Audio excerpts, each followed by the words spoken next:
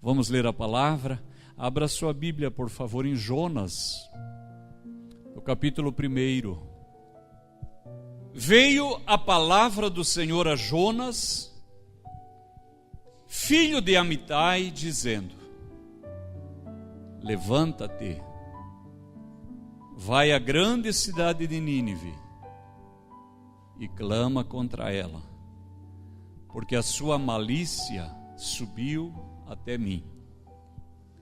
E Jonas se levantou para fugir de diante da face do Senhor para Tarsis. E descendo a Jope, achou um navio que ia para Tarsis. Pagou, pois, a sua passagem e desceu para dentro dele, para ir com ele para Tarsis, de diante da face do Senhor. Amém. Muitas vezes eu tenho falado, igreja, e eu espero que a senhora entenda e cada dia receba mais como palavra de Deus. Cada vez que a Bíblia é lida, falada, pregada, enfermidades são curadas. A palavra de Deus diz no Salmo 107, versículo 20: enviou a sua palavra e os curou. Nós temos que crer, irmãos. Temos que crer. Quando você levanta pela manhã e ora, quando você tira um tempo de oração, agradeça a Deus, diga: Deus, eu agradeço ao Senhor pela saúde perfeita que o Senhor me dá. Irmãos, não é normal ficar doente. Nós não fomos criados para sermos doentes. Nós fomos criados para sermos sadios. Agradeça a Deus, se mexa diante de Deus. Eu já falei e vou repetir, porque eu tenho fé que um dia isso fará parte da fé da maioria de nós. Às vezes eu oro, eu abro os braços diante de Deus, eu me estico, eu falo: Deus, eu te agradeço porque eu tenho uma saúde perfeita. E se há algo em mim que eu não sei, o Senhor está curando agora, no nome de Jesus. Isso é a palavra de Deus, irmãos. A Bíblia diz: enviou a sua palavra, os curou. Os curou. E que mais? O final do versículo diz: e os livrou de destruição. Se algo está caminhando contra você para destruir seu casamento, seu carro, seu emprego, sua vida acadêmica, seus sonhos, o Senhor te livra de destruição, pelo poder da sua palavra. Aleluia. Então, nesta noite, creia que a saúde de Deus está outra vez neste lugar, operando cura, restaurando, nos livrando do mal. O texto que lemos diz: veio a palavra do Senhor a Jonas, filho de Amitai, dizendo: levanta-te. Irmãos, o nosso Deus é um Deus que chama pessoas. Há poucos dias eu vinha para o culto com a pastora, eu creio que foi até essa semana. Eu disse para ela: estou procurando alguém para um ministério aqui na igreja, eu preciso de uma pessoa. E eu sei que Deus vai dar, eu falei para ela. Porque Deus sempre chamou pessoas. E Deus continua chamando pessoas. Irmãos, não é novidade falar que Deus não precisa de nós. É chover no molhado, todo mundo sabe. Ele é o nosso Deus. Todas as coisas são possíveis para Ele. Mas Ele tem prazer de nos incluir naquilo que Ele faz, porque Ele nos ama, somos seus filhos. Esses dias alguém ia almoçar lá em casa, eu fui assar uma carne, aí eu convidei o Mateus: Mateus, vem me ajudar a cortar a carne. Irmãos, acho que tinha 20 quilos de carne. Eu cortei um pouco, aí deixei ele cortar um pouco. Perceberam? É só para estar junto. Eu amo o meu filho. Agora estamos pintando lá em casa. Aí eu falei: filho, quero que você passe umas corridas nesses buracos. Aí ele passou, depois ele falou assim: ô pai, devia ter me chamado antes, é legalzinho passar isso aqui. Acha que Deus não pode fazer sozinho? Papai estava em casa na Argentina e Deus falou claramente para ele: Oceano, eu quero que você pegue seu carro, vá lá na tribo dos índios Toba, pregue a palavra para eles, porque eles se sentem abandonados e estão tristes. E papai estava com o carro seminovo estacionado em frente à igreja, a missão lá na Argentina, em Corrientes. E quem olhava ele com aquele carro jamais pensaria que ele não tinha dinheiro. E ele disse: Senhor, eu vou, mas eu não tenho dinheiro para gasolina. Me parece que dava uns 300 quilômetros. Se o Senhor me der a gasolina, eu vou. Logo em seguida passou uma jovem da igreja. Papai estava ainda no mesmo lugar. Um envelope: pastor, eu trouxe uma oferta para o senhor. Se um dia o senhor quiser visitar a tribo dos Tobas, aqui está um dinheiro para o senhor para gasolina. Aí meu pai então embarcou no carro e viajou. Aí quando chegou naquele lugar, era da BR, dava para ver a tribo lá longe. Meu pai ficou com eles 2 dias, pregou a palavra. Eles falaram: nós estamos tristes, porque ninguém nos visita, nenhum pastor vem aqui, nenhum missionário vem a este lugar. E papai achou que eles não conheciam a palavra de Deus. Então ele organizou um culto, e quando começou a pregar, os irmãos todos orando e falando em língua, gente batizada com o Espírito Santo entre os indígenas. Meu pai maravilhado. Aí terminou o culto, ele falou: gente, vocês já são crentes? Sim, há muitos anos. Mas quem que é o pastor? Não tem pastor. E quem que é o missionário? Não tem missionário. Mas como que vocês conhecem a palavra? É que nós temos um rádio de ondas curtas. E nós conseguimos sintonizar a Transmundial, conseguimos sintonizar a Rádio Marumbi, Novas de Paz, ouvimos os pastores brasileiros pregando.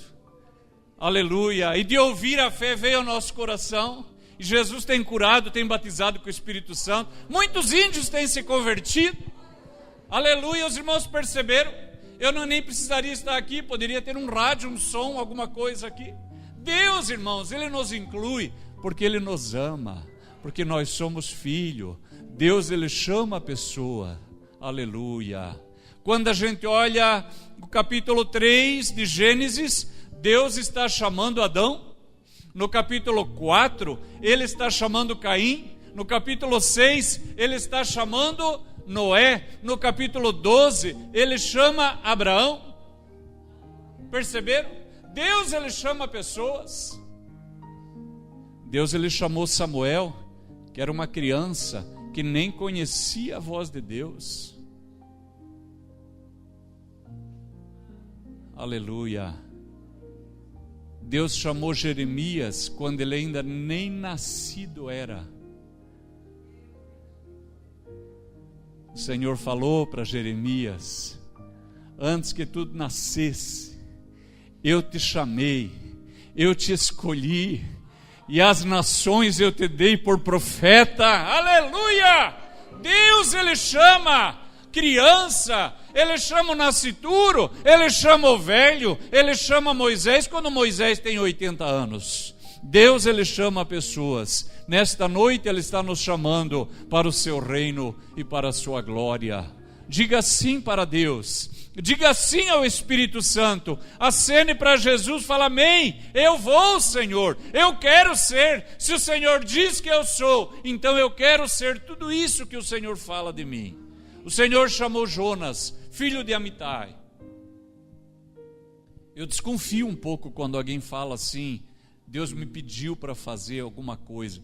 Eu desconfio disso, irmãos. Aqui Deus não pede nada. Ele fala assim: levanta-te. Esse é o Senhor, tem autoridade sobre a nossa vida, amém, queridos? Às vezes o cristão, ele dá muito crédito para Satanás. Que o diabo se levantou, e que o diabo está retalhando, e diabo. Parece que o diabo tem tanto poder sobre a vida do crente. E não tem. Mas quando Deus fala, ele diz, Deus me pediu. Perceberam? Há uma troca de função, há uma troca de papéis. É Deus que ordena na nossa vida, amém, queridos? É Ele que diz. O Senhor falou, Jonas, levanta-te, vai à grande cidade de Nínive, prega contra ela, clama contra ela a sua malícia, a maldade, a inclinação para o mal continuamente. Ela chegou até mim. E Jonas se levantou para fugir. Ele queria fugir da presença do Senhor. Às vezes, irmãos, o ser humano, ele tem esse desejo de fugir da presença do Senhor. Eu, quando leio o Salmo 139, eu vejo um salmista querendo fugir da presença do Senhor. Ele fala, Senhor, para onde me irei do teu Espírito? Se eu subir ao céu, tu lá estás. Se eu descer ao profundo do mar, tu lá estás também. Se eu fizer a minha cama na habitação dos mortos, tu também lá estás. É possível, irmãos, que em algum momento a maioria de nós já teve esse desejo. Se eu pudesse fugir, por que eu não nasci um sabiá? Por que eu não nasci um peixe, uma vaca? Por que eu não nasci um cavalo? Porque aí eu fazia o que eu queria, eu vivia a minha vida, quando morre acaba tudo. Mas agora não. Agora eu conheço Deus, Ele me conhece, eu sei que tem juízo final, eu sei que eu vou dar conta, eu sei que Ele tem um chamado na minha vida, Ele tem um propósito. O salmista, ele falou, para onde eu vou? Um dia eu vi um pregador contando que ele falava para o seu vizinho a respeito de Deus, e no momento o seu vizinho disse, para, não me fala mais nada de Deus, porque eu já entendi que quanto mais eu souber, tanto mais responsável eu sou. Não fala mais nada. Mas, irmãos, há um milagre nessa aproximação de Deus. Eu quero dizer para você que já brigou com Deus. Claro que você não vai confessar aqui. Você que já lutou com Deus. Você que ficou estressado com Deus. Por que Deus não me larga? Por que Deus fica me espremendo? Eu quero dizer para você, você que luta com Deus, você é mais crente do que você acha que é. Porque ninguém briga com Papai Noel. Ninguém briga com o coelho da Páscoa. Sabe por que você luta com Deus? Você rola no travesseiro e fica aflito, e fica angustiado e quer fugir. Sabe por quê?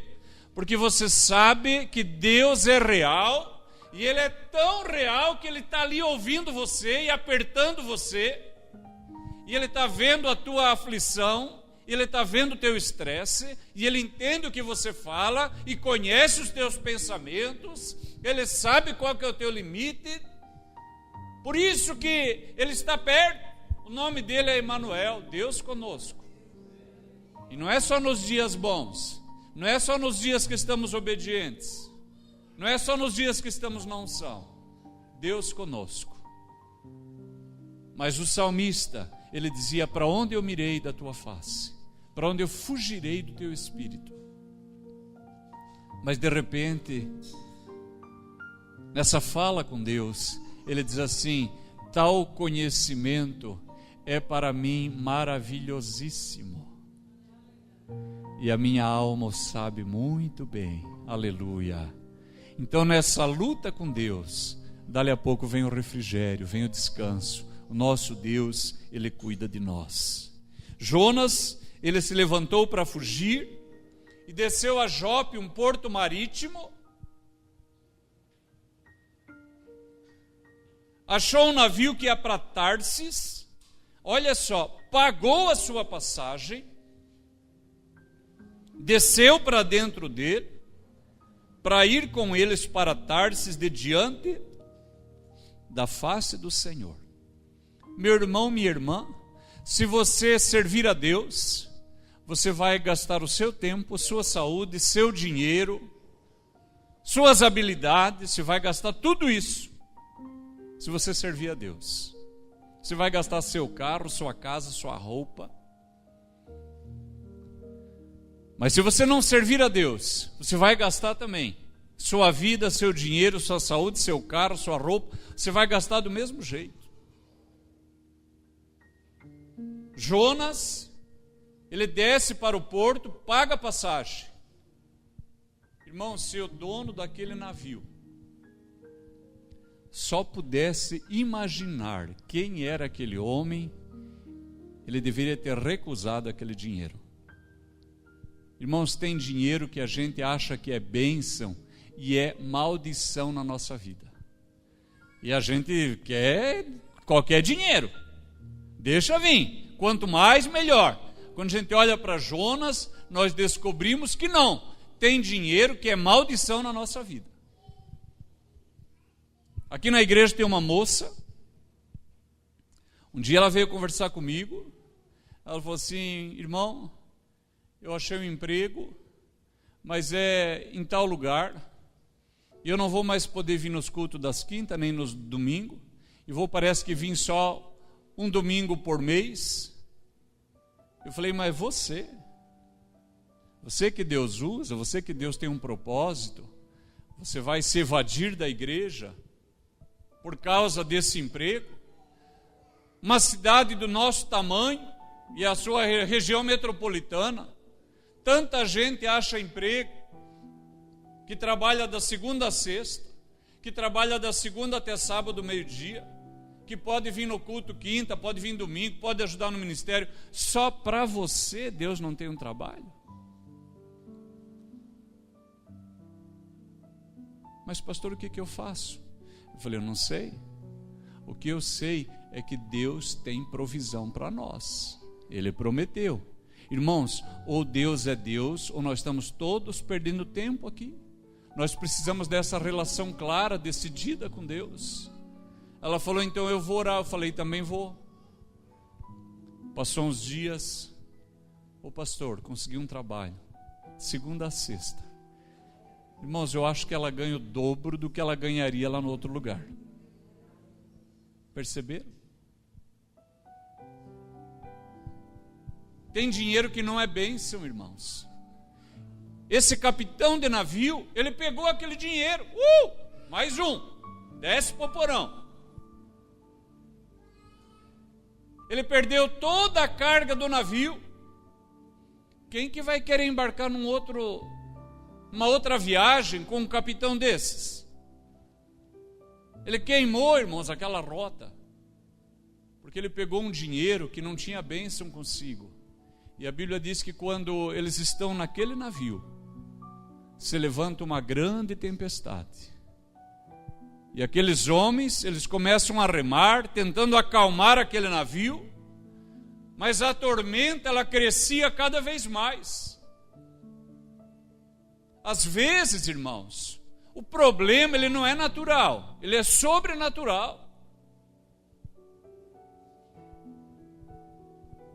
É sobrenatural, foge das nossas forças físicas. Às vezes nós queremos ficar lutando, irmãos, com a nossa cabeça e trabalha e tenta resolver, quando o que nós precisamos é uma intervenção de Deus na nossa vida. Uma intervenção de Deus. Aqueles homens remaram, não conseguiam manter o navio no rumo, baixaram as velas, não adiantou, jogaram a carga no mar. Jonas, ele criou um prejuízo para todos naquela embarcação. Aí por fim não tinha o que fazer. Começa a rezar, começa a orar. Clama para o teu Deus, clama para o teu Deus. Eles começaram a perceber que eles precisavam de uma intervenção sobrenatural. Aí o capitão desce lá, Jonas está dormindo. Ele acorda. Ô moço, acorda. Nós estamos numa tormenta, numa tempestade. acorde. Clama para o teu Deus. E vai acordando as pessoas, sobe, nada resolve. Por fim, eles falam, não adianta, nós precisamos descobrir de quem é a culpa. Alguém é culpado por isso. Então eles lançam sortes. E a sorte cai sobre Jonas. Irmãos, não era Deus agindo ali. Acha que os demônios também não sabem? Aquele povo era todo pagão, ali ninguém não estava servindo a Deus, irmão. Eles jogaram a sorte.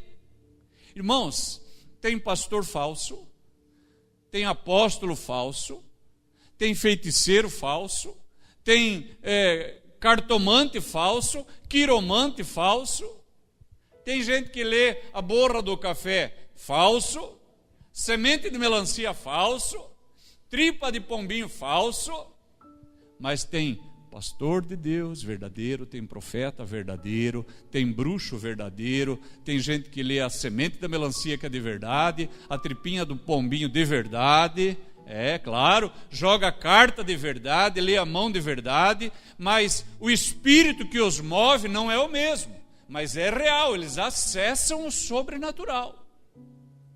E aqueles homens, eles lançaram sortes. E a sorte caiu sobre Jonas. E o capitão então desce lá. Fala, ô moço, de que povo tu é? Quem é o teu Deus? Agora me conte por que todo este mal nos sobreveio. E agora não tenho o que fazer. Jonas diz, eu sou hebreu. Eu temo o Deus dos céus. Eu estou em rebelião. Porque ele me mandou numa direção e eu estou indo num caminho oposto. E agora ele se colocou contra mim como adversário. Sabe o que o capitão diz assim? Está lá no versículo 10. Por que tu fizeste isso? Por que tu fizeste isso? Cada vez que eu leio, irmãos, me perdoe se eu ando em círculo nesta passagem. Até hoje não me veio outra coisa ao coração, senão o seguinte. Nessa fala do capitão, ele está dizendo, a minha vida toda, eu servi um Deus de pau. Talvez lá no camarote do capitão tinha lá a sua divindade de pau. O capitão sabia que era de pau, irmãos. Você aqui que era idólatra, quando você comprou aquele santinho, aquela santinha, você não sabia que era de cerâmica? Você não sabia que era de plástico, de papel? Alguns que tinham um pouquinho mais de dinheiro, você comprou uma de ouro, você não sabia que era de ouro? De prata, de ferro, você sabia?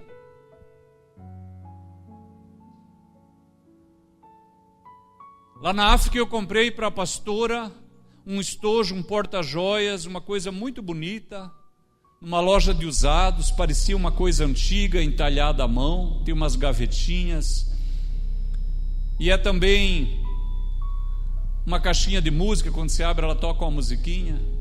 Eu achei tão lindo aquilo. Mas quando eu cheguei no quarto, eu olhei embaixo de uma das gavetinhas, tinha uma santinha da Senhora de Fátima, uma medalhinha. Eu achei que era de ouro. Se fosse de ouro, o que eu ia fazer? O que eu ia fazer se fosse de ouro? Eu ia vender. Eu estava muito animado que fosse de ouro, mas não era. Acha que quem comprou não sabia que não era? O capitão do navio ele estava dizendo assim, durante toda a minha vida, eu servi um Deus que não se movia. Eu me movia, levantava da cama, ia na cozinha, subia no deck, dava ordem aos empregados, mas o Deus que eu servi, desde que eu comprei ele, preguei ele lá num canto, ele ficou lá. Nunca falou comigo. E eu nunca o decepcionei.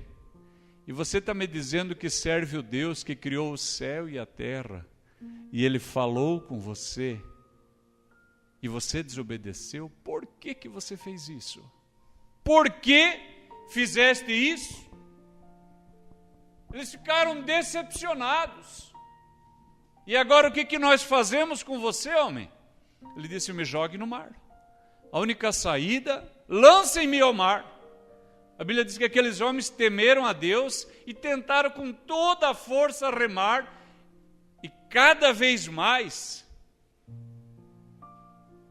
o mar se enfurecia contra o barco. O texto deixa claro, não era uma tempestade no mar, era uma tempestade contra aquele barco. Como eles vissem que não davam conta, diz assim o versículo 14, então clamaram ao Senhor e disseram, Senhor, nós te rogamos, não pereçamos por causa da vida deste homem, e não ponha sobre nós o sangue inocente, porque tu, Senhor, fizestes como te aprouve. Olha o final do versículo 13, o mar se ia embravecendo cada vez mais contra eles. Eles temeram ao Senhor e fizeram uma oração. Nós precisamos aprender uma coisa, irmãos. A nossa lida é com Deus. É Deus. E isso não serve, irmãos, para a gente olhar o irmão que está atribulado, que está desempregado, e falar, olha o pecado aí. Porque em Jó nós encontramos uma situação totalmente oposta. Jó estava na tribulação justamente por ser um homem reto. Mas nos dois casos, ambos lutavam com Deus. Por motivos diferentes, mas ambos lutavam com Deus. Então esses homens levantaram Jonas e o lançaram ao mar, e cessou o mar da sua fúria. Temeram, pois, estes homens ao Senhor com grande temor, e ofereceram sacrifícios ao Senhor, e fizeram votos. Amém. Será que nesta noite nós temos aqui pessoas que têm uma fala de Deus? Irmãos, não vai ser todo mundo missionário na Índia. Não vai ser todo mundo pregador da televisão. Mas às vezes, irmãos, Deus está nos direcionando para um trabalho específico dentro da igreja. Evangelizar uma pessoa vizinha, evangelizar uma pessoa da nossa família, um colega de trabalho. Como que está o nosso coração? Nós temos falado sim para Deus? Nós temos dito, Senhor, eis-me aqui?